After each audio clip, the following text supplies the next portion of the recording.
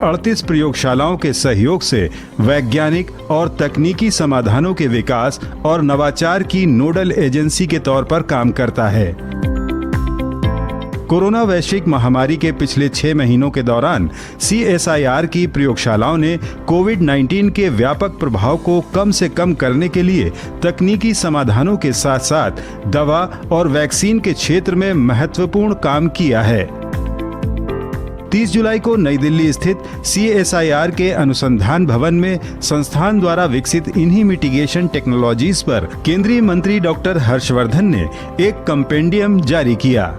इस अवसर पर CSIR के महानिदेशक शेखर सी मांडे सहित वरिष्ठ वैज्ञानिक मौजूद रहे।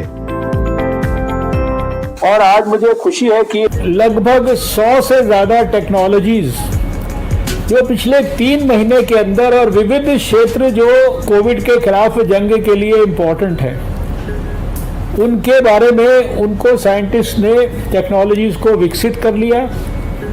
विकसित करने के बाद 93 इंडस्ट्रीज के माध्यम से उनको लोगों तक पहुंचाने का काम कर लिया।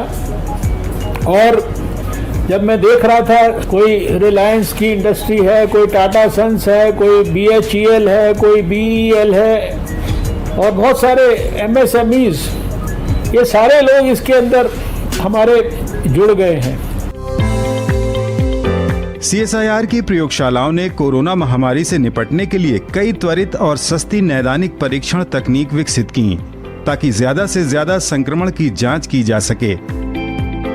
मौजूदा दवाइयों में से कोविड के लिए उपयुक्त दवाओं की पहचान के साथ साथ वैज्ञानिकों ने कोरोना वैक्सीन पर भी काम शुरू कर दिया था, जो अब चिकित्सीय परीक्षण के चरण में पहुंच चुका है। इसके अलावा सबसे जरूरी अस्पतालों में चिकित्सीय और सुरक्षा उपकरणों पर भी CSIR ने तेजी से काम किया और स्वदेशी समाधान उपलब्ध कराए।